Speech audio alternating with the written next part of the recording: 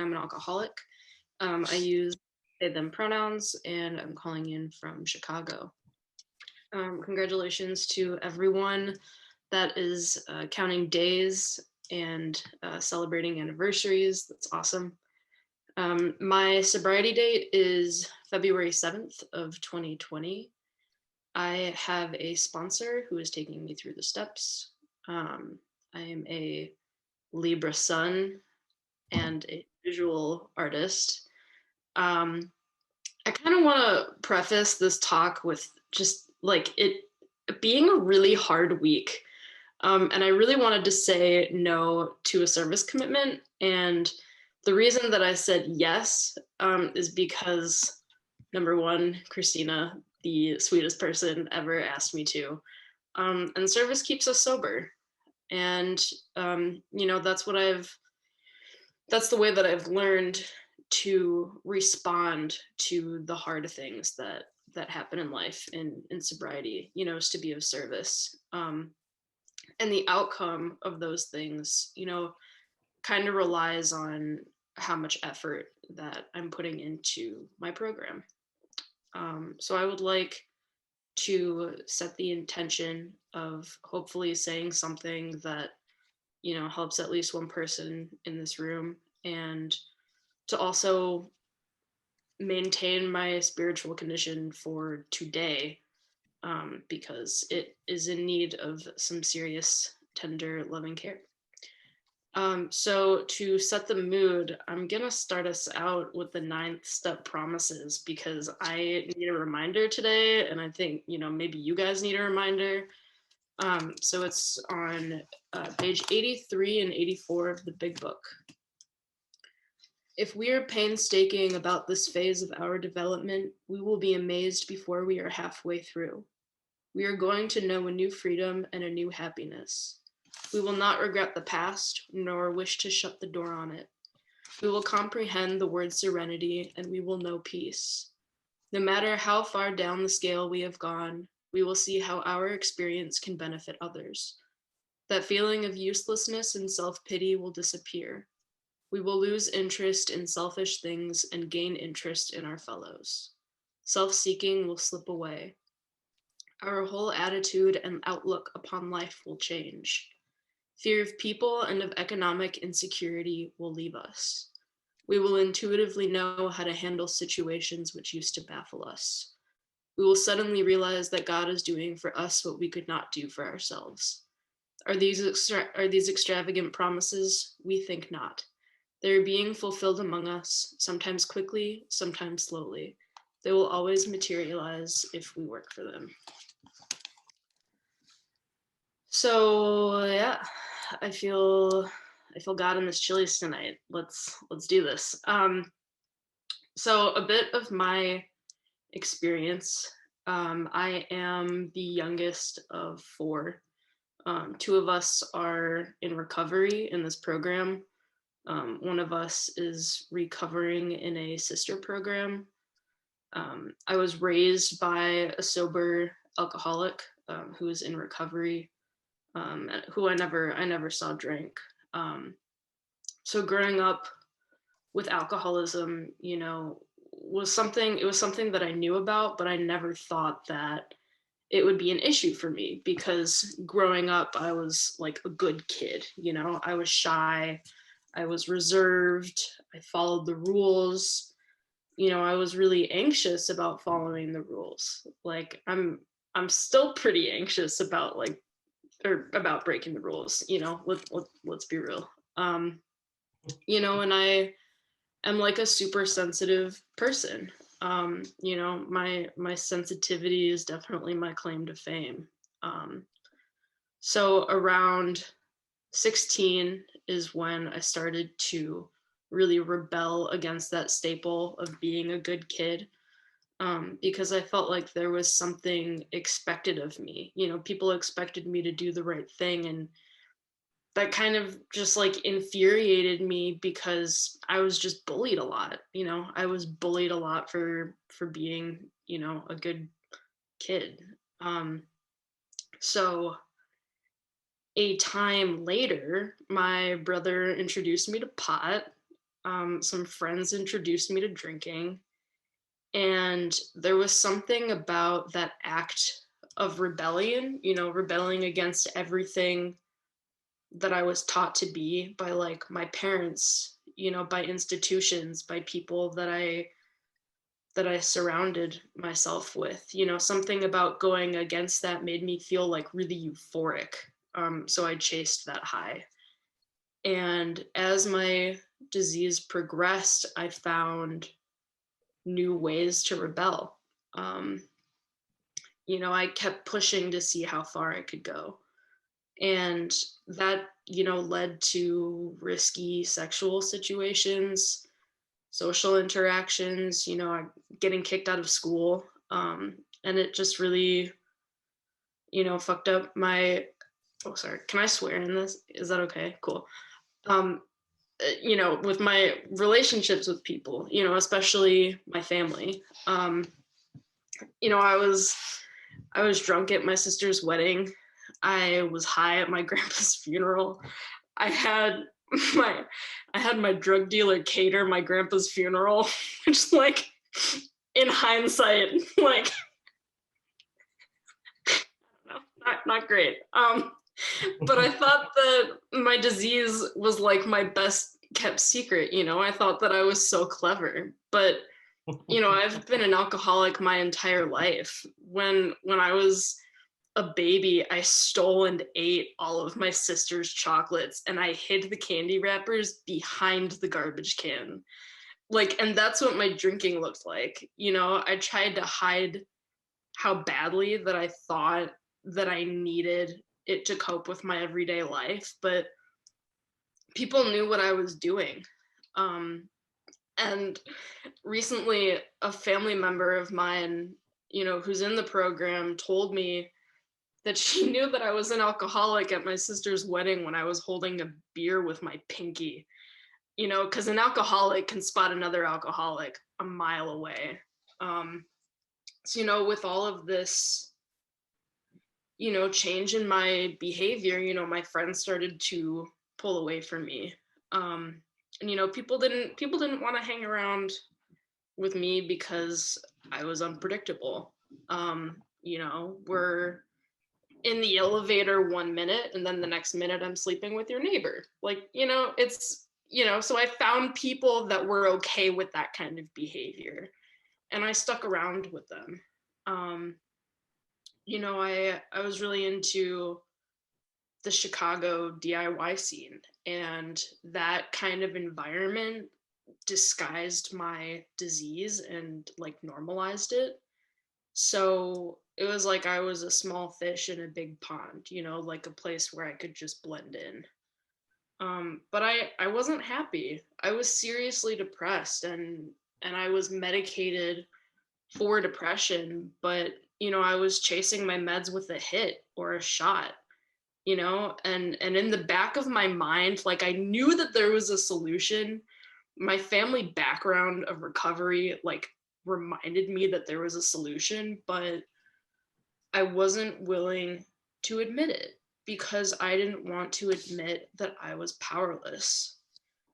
And I wasn't willing to admit my my powerlessness over this disease until about a little over a year ago. A friend of mine died from a fentanyl overdose, and I got sober the day of his funeral. Um, and I've stayed sober since that day, a day at a time. Um, February 7th, 2020 was the day that I decided that I was going to go any length to stay sober. And each day that looks a little different, like where I'm at spiritually. This past week really tested that, kind of just like one thing after another, but the one constant thing,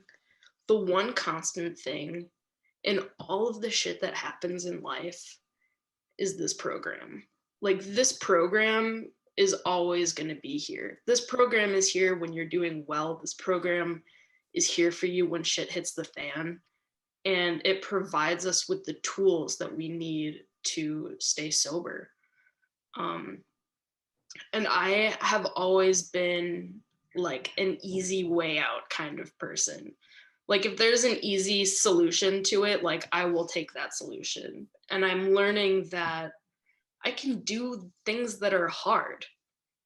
I have over a year of sobriety that is evidence that I can do things that are hard. And I have, good friends in the program. I shared with a member that I was having, a hard time this week, and they brought me 3 different kinds of soup. Like that's a promise. We will lose interest in selfish things and we will gain interest in our fellows.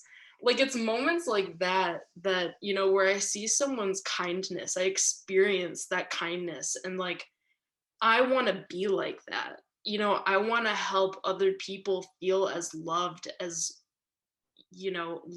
I feel right now. Um, when I had 2 weeks of sobriety, and a friend of mine had just gotten a month, and he got his month chip, and he just had this biggest smile on his face. And I thought, this dude is happy. Like I can tell that he's proud of himself, and I want that. I want to be proud of myself. So I thought, okay, if I can make it 2 more weeks, I'll see how I feel. And then I reached a month, and I said, okay, well, I'll see how I feel in 2 months, and then 3 months. And those month markers were something to look forward to. They were like little victories. And, honestly, like one day is a victory. Um, I feel like a little bit more sane, a little more like human the longer that I'm in the program. Um, and then I hit 6 months, and I was like, fuck yeah, I can make it to a year. I can do that. I've come this far. And when I came in, I didn't expect to stay sober, but I followed the suggestions. I kept coming back, and I started to have things to look forward to, like my favorite meetings, um, my like the fellowship. Um, I have people that I can reach out to. And, something to remember is that like I can reach out to people when things are good too, not just when things are hard. Um, and meeting sober people, like at first was so awkward. I had no idea how to talk to people. It was like my inner child like decided to come out to play and was like, you're starting from ground zero, baby. Like, we're doing fundamentals. We're starting with like, hello, my name is.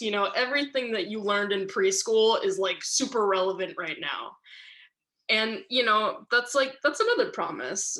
Our fear of people and of economic insecurity will leave us. You know, these promises will happen. They will happen sometimes quickly, sometimes slowly, but they will always materialize if we work for them. And as a person who's used to taking things, who like wants to do things the easier, softer way, it can be really hard work. It is really hard work, and I don't always want to do it, but it's the willingness that keeps me here in the rooms. It's willingness to like do the hard work, even if it's like just a little bit at a time. Um, because our recovery is just that. It's our recovery. This is my cat Goose. No one can tell you like how fast or slow that you can do or like work your program, unless that's like the deal that you have with your sponsor, but my sponsor allows me the dignity of my own experience in recovery. Like I'm working on my 4th step right now, and it's taking longer than I would like it to, but that's okay. It's progress, not perfection. Um, but I'm less afraid than I was before. And when I get angry, I don't stay angry. I'm allowed to like experience like just feeling my raw emotions and then accepting that that's an okay thing to do. It's okay to cry when I'm sad. It's okay to laugh when I'm happy, you know? Um, it gets easier and then it gets a little bit easier. And then it gets a little bit easier, like incrementally. Um, so I started to feel better and I realized that like my meds were starting to work because I wasn't drinking or doing drugs and there wasn't this like strain on my relationships and the people that liked my sober behavior, they stuck around, and the people that weren't interested in that, there's a prayer that we say for them and it's bless them, change me. Um so I was like, this is really working. I'm going to keep coming back. And following suggestions keeps us sober. My sponsor really loves to give me suggestions. And, there's that saying, take what you like and leave the rest. But sometimes I really don't like to leave, or I really don't like the suggestions. So I just like want to leave it there, like wrapped on my desk, packed real nice with a pretty little bow and just leave it there. But I know that I'll be better off if I take the suggestions and if I apply them to my life. Um, because when I say no to suggestions, that's my massive ego and my stubborn will just like getting in my way. Um, so knowing from my personal experience of taking suggestions, of saying yes to things, even if my first inclination is to say no, being of service to other people's, it helps me stay sober another day. Um, and I want to leave off with a story. Part of the promise is we will intuitively know how to handle situations which used to baffle us. Um, Last summer, I would go for walks around the neighborhood with my partner, and we would pass by this artist studio, and he'd always say, "Go introduce yourself." And I'd say, "Fuck that. Social interactions are hard, and I don't want to. So, ha." And last week, my partner picked me up to hang out, drove to the artist studio, parked out front, and said, "I already drove by. She's inside. Get out. Go introduce yourself." And my first thought was no. And my first feeling was rage. But then I said yes. And I shocked him. I shocked him. And he was ready to tell me to walk home. But I got out of the car, I walked up, I held my chin up high, and I introduced myself. And it went really well. And, it's another reminder that I'm capable of doing things that are out of my comfort zone, even when I would rather just walk home and throw a hissy fit.